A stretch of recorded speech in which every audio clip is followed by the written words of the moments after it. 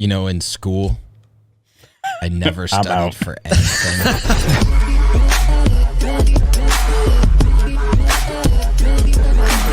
This is Auto Collabs. Bueller. I have nightmares.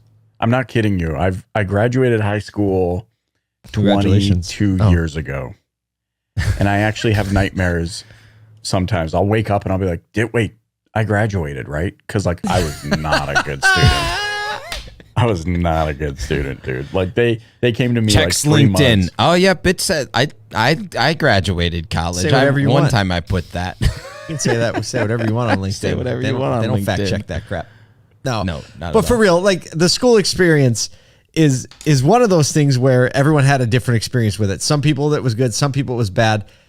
Today's two guests are NADA Academy instructors, right? So I have a feeling the school that they're running is a little bit different than the school that we participated in, Slept because through. you have slept through, perhaps. Participated. Air quotes. No, these are people who voluntarily come, pay a lot of money to come and learn about how to run a dealership, about the dealership world. It's kind of like, I don't know. I've never been through an NADA Academy class, but I would assume it starts very high level, right? Because it's NADA. It's got to start at the top. And I'm interested in how that gets contextualized for today's auto industry, because that really is the challenge of any longstanding organization. How do you continually reinvent to stay relevant? Meanwhile, you have a lot of momentum going. You just have a lot of, size and system that momentum can just tend to carry you forward without the requirement to reinvent. But so I'm curious to see how they actually navigate that. Well, what I've noticed and what I know of people that have been to NADA Academy is it becomes like graduate programs are a lot about these cohorts, and it seems like these the graduates all become like 90% of the value is actually not what happens in the class. It's what happens with the community that Around gets the built class. around the class. It's this cohort mentality of like, I always check back in with these guys. It's like a second 20 group almost that is continuous, that it's like, hey, I get to check back in with this person or this person. And so I think that, anytime, we believe in building community first. And I think that there's an element that maybe NADA has, unbeknownst to themselves, built community out of classes, which is kind of cool. Well, hey, we really hope that you enjoyed this conversation that we had with a couple of NADA Class Academy instructors. Well, it is fun today. We have two guests. Is this the first time we've had two guests, Kyle? I think this might be. I think it might be. So this is Auto Collabs first. There it is. And we don't have one, but two NADA instructors. So we're talking about the people who have like their hands in the dirt, shaping the perception and the hearts and the minds of the soon-to-be dealer personnel all across the country. Michael and Matt, thank you for joining us today. Welcome. Happy to be here. Yep. All right. So I have to ask this question just to kick it off. We've had a little bit of interaction. We met on social, and then we've met in person, and we've kind of have this little understanding relationship going now. A lot of people talk about the next generation, right? It's a popular thing in culture to throw under the bus, and like it's not really a new thing. Let's be honest. This has happened for generation after generation, like kids these days. And although we're not talking about kids, but we are talking about kind of like a new generation of auto dealers moving into a new environment that requires different management skills, different people skills, different kind of like even just social navigation skills. I'd like to hear from both of you. What is your perception of the classes as these students are walking in? What are some overall perceptions? Let's go. Michael, you can take it first, because Kyle and I have the same problem when someone asks two of us a question and leaves it open-ended. We all just sit there and like look at each other like, you want to go? You go. I go. You go. You go. So Michael, why don't you take that one first? All right. Thanks, Paul. So the Academy's been around for over 40 years, and we have over 12,000 graduates. So one of the nice things about at your ASOTU CON is that I met up with people, and the first thing they said is, I'm graduation class this, and this. Awesome. So it's really great. And whenever we're in a room like that, we sort of feel like rock stars. Because they know the experience, they know what we do, they know what we're all about. So One of the things that we've noticed though over the years in this program, and I haven't been here that long, I graduated from the academy in 2015 as a student myself, and so did Matt as a student. So we know what it's like on the student side and now on the instructor side. But one of the things that I've noticed is that the classes used to be primarily sons and daughters of dealers. It was to prepare the next generation of successors, dealer candidates, to get them approvable by the OEMs and also to get that knowledge. And it used to be maybe 70, 80% of our students were successors and maybe 15 or 20% were general managers. Well, that's completely shifted. It's almost reversed.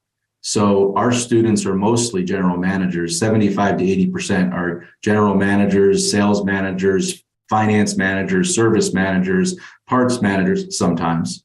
But mostly they're the managers that are up and coming in the stores.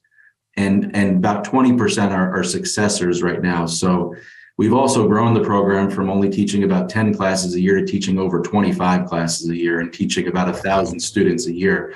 So the people that are coming through are young, they're diverse, there are a lot more women that are coming through, and it's really, really inspiring to see the future leaders of our industry being represented by people that want to learn, want to change, and want to be in touch with what's happening at the most progressive dealers in the country. So yeah, we have access to those people every single day, in person and online. What an awesome responsibility. I mean, Matt, do you see the background of this kind of new breed of folks coming through the classes? What backgrounds are they coming in from? I'm seeing because if not the successor background, right? It's clear. Daddy had a dealership, right? That's how that works, right? But this broadening out of the types of folks that are coming in, where are they coming from? Well, I see the whole spectrum. We had a gentleman come through as a retired full bird colonel in the Air Force and immediately came to run more high level things. But the first thing was go through the academy. So you're seeing a very background of, like I said, ages and people and where you're from. And so, what I find is funny, those who have no experience or just were in fixed ops, they seem to gravitate more and really get more excited that they recognize the opportunity. You recognize something where you said, the older generation is saying, these kids these days. The reality is the folks that come through aren't the normal, meaning the masses. They don't fit that stereotype of that M word and Z word, which I'm not a fan of. Mm-hmm. Because I even challenged dealers. I said, look at your staff. You tell me if your top 3 people aren't between the ages of 18 and 42. Mm-hmm. And inevitably, 90% of the hands go up. There's this thin stereotype crust over the reality pie that exists in our industry of these bright, incredibly talented, hardworking folks. But the stereotype rules. And we get to see it firsthand. People grow. And Michael and I get them towards the end of their journey. So they're already acclimated. They're already getting the fine touches of what the academy brings, because your class number follows you for life. And they get those intangibles. That's the bulk of who we see. Now, yes, the stereotype still exists. Dad has a store and I'm just going through this. Or I really want to be a doctor, but I got to go through the business. And by the way, I hate that stereotype. Right. Because if you are in that position and you're very successful, it's because it was given to you. Yeah. And if you're in that position and you're saying, not successful, it was because you blew it. Right. So you're saying there's a no-win scenario there. Well, I mean, we were just when we were, did any of Greg Sioka's sons go through the academy? Not recently that I can remember, but a lot of his team. A lot of his team has. Right.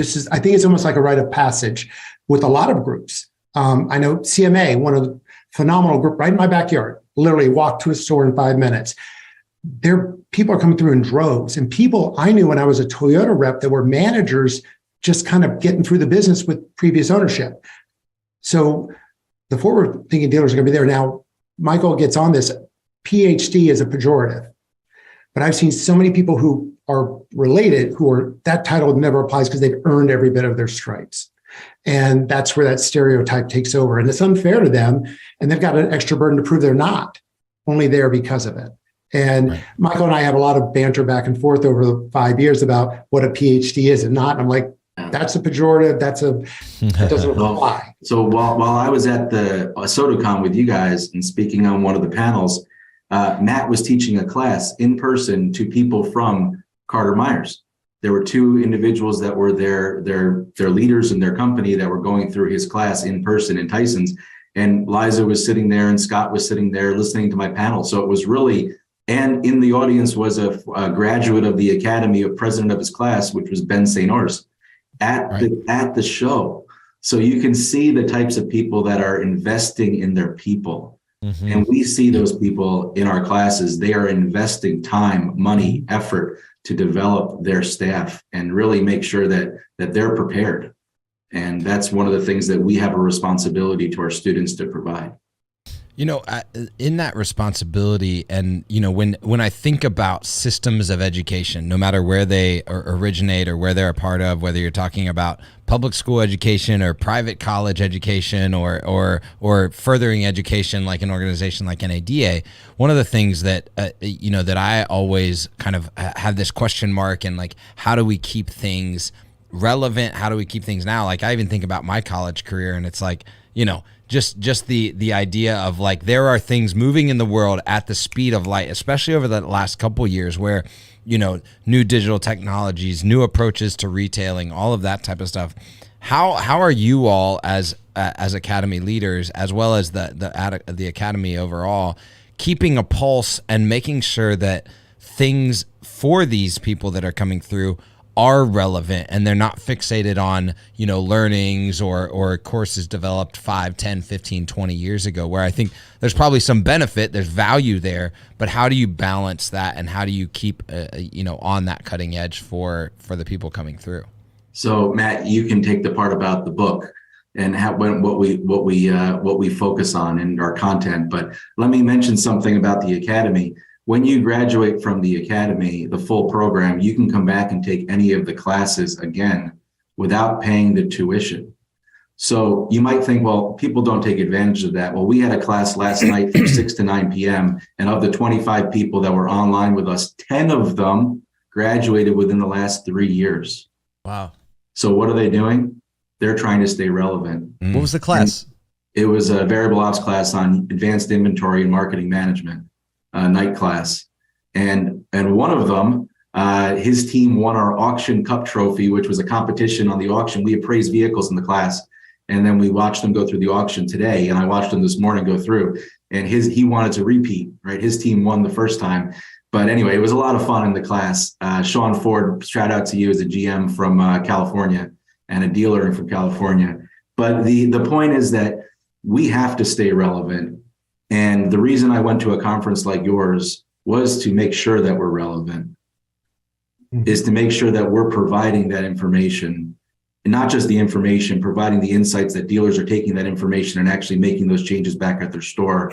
And we hear it every class. We hear it when people want to come back to our class. So we are constantly updating our content every single week. There's a different topic that we're bringing up. And a lot of times we're not in the stores to see it actually change, but the students are. So Matt and I like to get out into stores. My family has stores in New York. I talk to them about the things that are going on, but we make it our job to stay relevant. Matt, you want to tell them about our book? Yeah, absolutely. When I went through the Academy, my book for the class I teach was 160 pages. And I saw copyright marks from 2007. And it was valid, but it wasn't fresh. Our book is now only 80 pages. Because what we've realized is there's 3 levels of information we convey: what we can publish in the book, what we put on PowerPoint, what's verbally or handed over to you. And we realized I got an update on expense profiles the day the class started. So I had to completely rework the PowerPoint, say, nope, ignore it. We try very hard to keep whatever the latest and greatest. I'm going to draw my wife into here because, you know, I'm going to be blunt. I'm married way out of my league, and I was smart about the that. club. But what's funny is we travel, and she goes, I know they're a student and you want to go tour their store.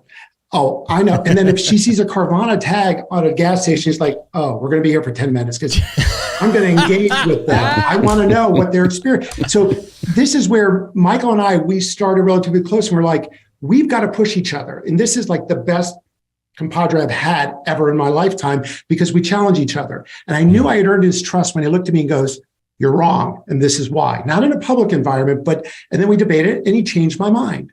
Think about those you deal with. If I can change your mind, but we also challenge the student, take this back. And if it works, we want to know. And if it's not, I'm trying to be polite.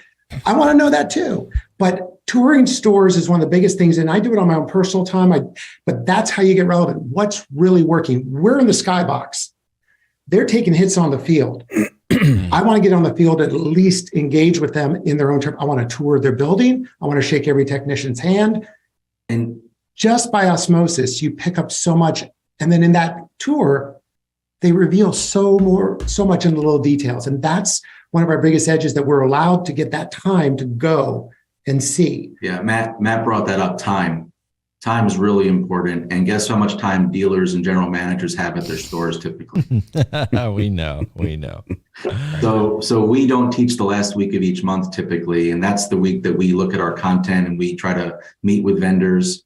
A couple of the vendors that I met at your show, I'm meeting with tomorrow.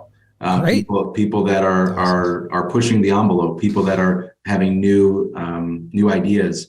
And because we have that extra week every month, that's the end of the month, which is difficult for us retail people to actually not be busy at the end of the month. But when we have that extra week, we have the time to focus on things that our dealers do not. Maybe the dealer principal can, but the general manager and sales manager do not have the time to do the in-depth analysis that we do. And so you get to get your eyes up a little bit. Yeah, we focus on that every week to work on people's businesses versus working in them. We talk a lot about the evolution of the car business, and I've heard two words from both Matthew and Michael that I really like. One is relevancy, one is preparation. I think so deeply about this idea of preparation, but also as both of those words relate to the evolution of the car business, we talk a lot about how the car business is evolving. And as I've been listening to both of you speak, gentlemen, I think about musicians and how musicians have evolved playing instruments over the last 100 years. There were some incredible musicians back in the 50s, 60s, but with evolution, with preparation, with the desire to remain relevant, we're now seeing guitarists who play percussion, and they're predicated on asking the question of, okay, I have all the ingredients I need to play music, but what if?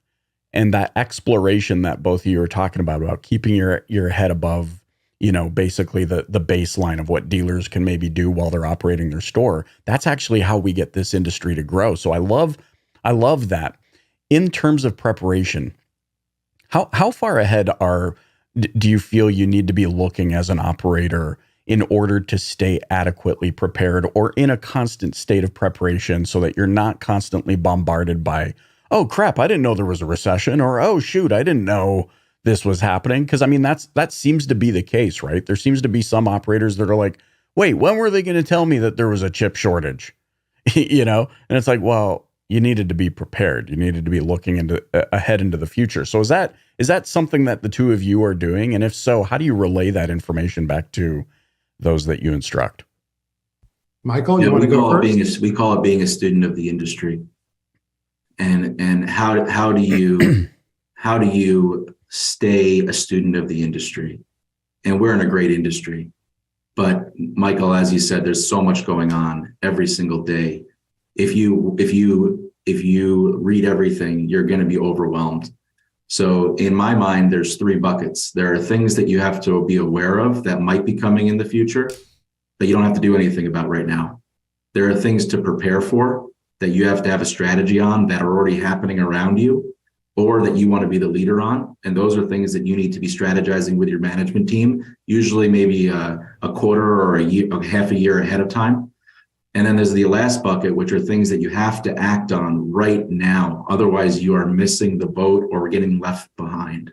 Mm-hmm. So in our class, I like our students to write down, out of everything we're going to cover, there's going to be some things in the awareness bucket, there's going to be some things in the preparedness bucket, and there's going to be some things in the act now bucket. Mm. So the awareness bucket, yeah, they follow it, but it's really not something that dealers are concerned about acting on right now. Like autonomous vehicles, it's very interesting to read about it, but are dealers really doing anything with it right now? No. Right. Electric vehicles have moved from awareness to right now through preparedness. Actually, I think we're in preparedness right now, into almost right now. And like the later stages of preparedness, right? The window's closing to prepare. You got to be in motion and moving. Yeah. So we have to be aware of all of those, the things that you have to work on right now to be successful at dealership, things that dealers are the 5 or 10% are doing right now that you don't want to be left behind, like digital tools in the showroom to present payments that are penny perfect. I heard that at your a couple times. That's a preparedness part, right? Things Brian Kramer's ears are ringing. He's like, and then there are the things that you have to act on right now. And most of our dealers are in the act right now bucket because they can't get to the prepared bucket. That's my thoughts on it. Matt, what do you think? Well, I mean, let's look at the history of, people, and we're in the midst of a massive generational shift coming up.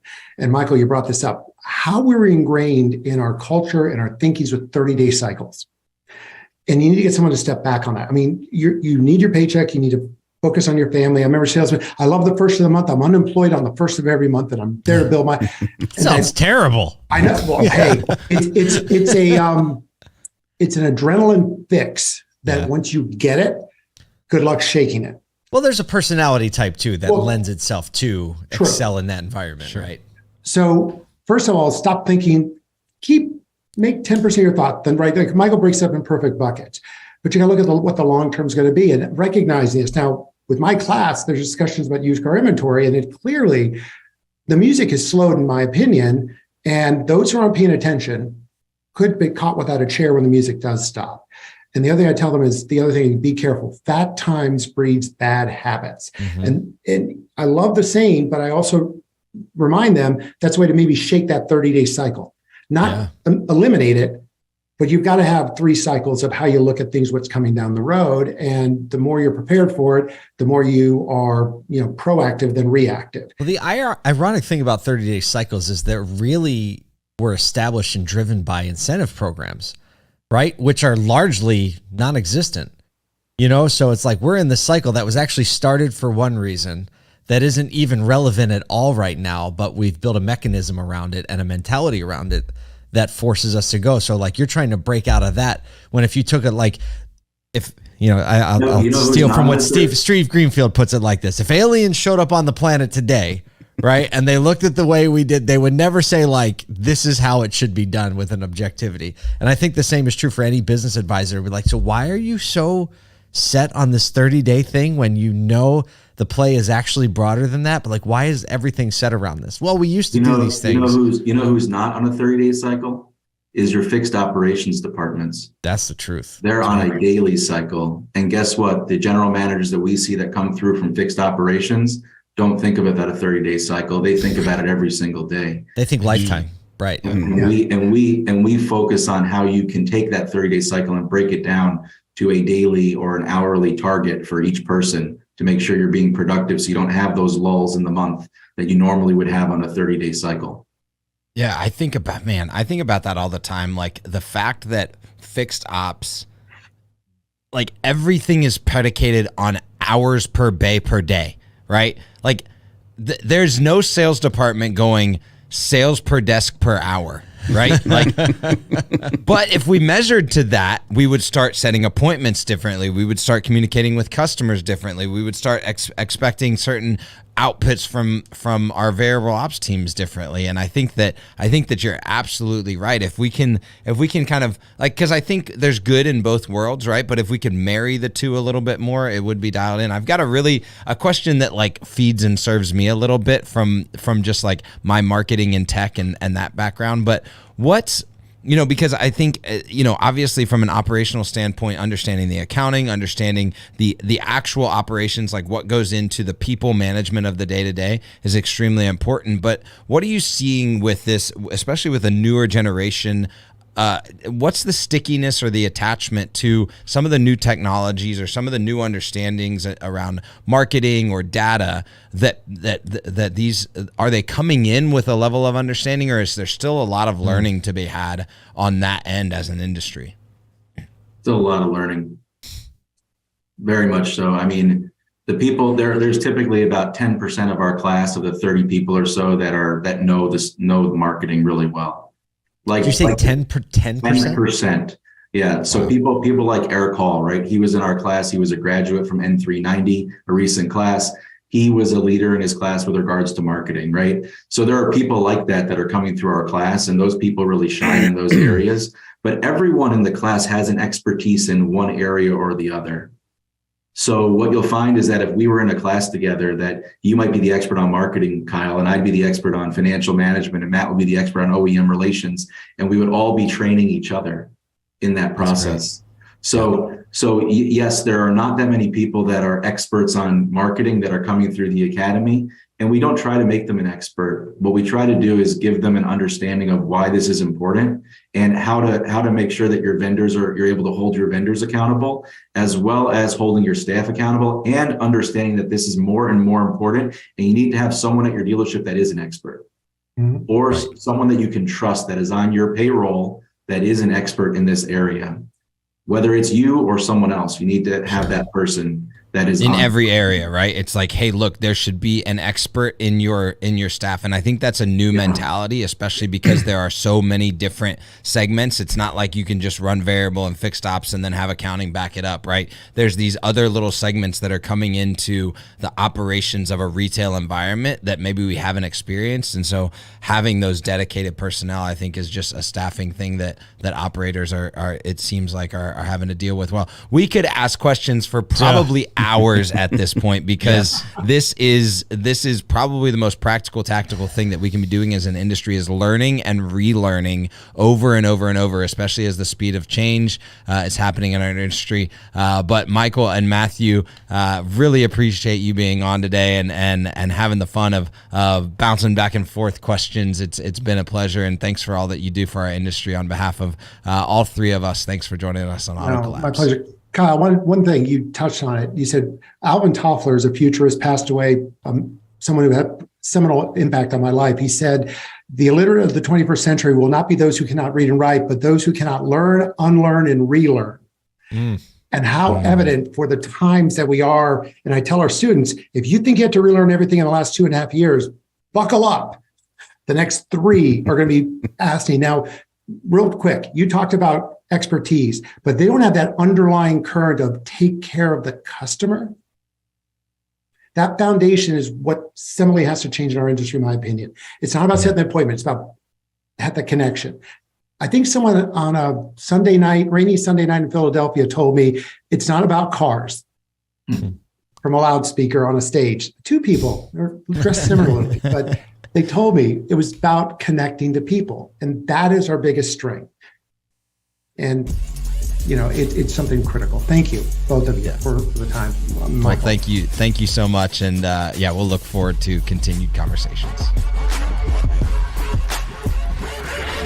Okay, I have to say, the fact that, we talked a little bit after the interview and asked some logistical questions, like how do people actually experience the class? How much does it cost? How do they sign up? Just assuming that some of this audience for the Auto Collabs podcast might not have any experience with NADA Academy. And the one thing that they told us, the in-person version, there's an in-person and an online version. And the fact that the in-person version has that, what you talked about, before the podcast started, the education that happens around the education, right? And the relationships you meet, and, the availability of the people that you go through that forever will always say, hey, I'm class of whatever, however they designate it. And so I think that coming through NADA Academy, yes, you learn tactics and, yes, you learn some systems and strategies, but I'll bet that the relationships forged in NADA Academy still exist decades later, even today, and that'll probably be the case for the future too. Yeah, to me, this mentality of that this is ongoing, I was really surprised to hear that, last night they had that online class that, from when this was recorded, that 10 out of 25 of the people on it were repeat learners. And that's encouraging to me, because that tells me dealers or people that are pursuant to being a dealer are extremely interested in like, okay, I maybe went through this 2 or 3 years ago, but that maybe there's something new and relevant that I need to be approaching, or a classmate that can teach me something that I didn't know before.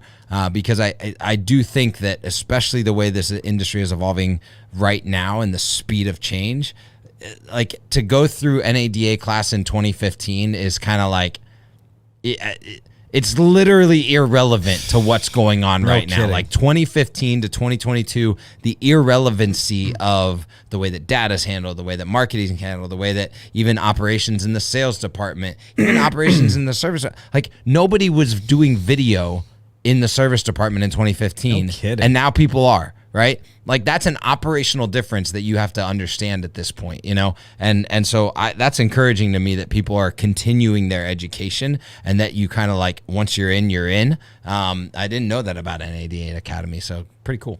I had two thoughts listening to this conversation. The first one was, how in the world... They're just we both start laughing as soon as you say this. We're both like, how in the world? What's he gonna say? Well, the first thing is, and I don't want to make this comparison, but I feel like it's the one that came to my mind. I'm like, could this be like Top Gun for car dealers? Because based on the second thing I'm about to say, how in the world do you convince this many people in our industry to do any amount of reading? Because that's been a long-standing problem in our industry. Like legit, I wrote a book and people were like, how many pages is the book? Like if you had to break it down to word count, like what am I into this for? Like a couple hours? That's exactly why I included pictures in mine. Right. Mine's just a long article. On the back of what you're saying, Kyle, this community, and what you're saying, Paul, relationship, I thought of that because I'm like, well, what happens in Top Gun? You come in from all different areas with certain skill sets, perhaps the ingredients to be successful. You go through the academy from a high level all the way down to to graduation. You've now learned how to assemble those ingredients in the right sequence. But also then I was like, how do we get so many people in this industry to read? But it makes sense that I think it was Matthew saying it's a small percentage of dealers that actually go through this thing. Mm-hmm. And that's where the Top Gun, I was like, okay, so that's how that happens. So really enjoyable episode with our new pals, Michael. I almost said Mike. I gotta work on that. It's okay. Maybe his mom doesn't like him being called Mike. Right. Michael, I named him Michael. Matthew. Michael and Matthew from NADA Academy. We hope you enjoyed this episode of Auto Collabs. On behalf of myself, Paul J. Daly, and Kyle Mountsier, thanks for joining us on this episode. We'll catch you on the next one.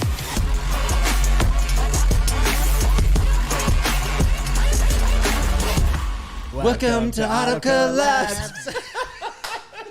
Why are we recording?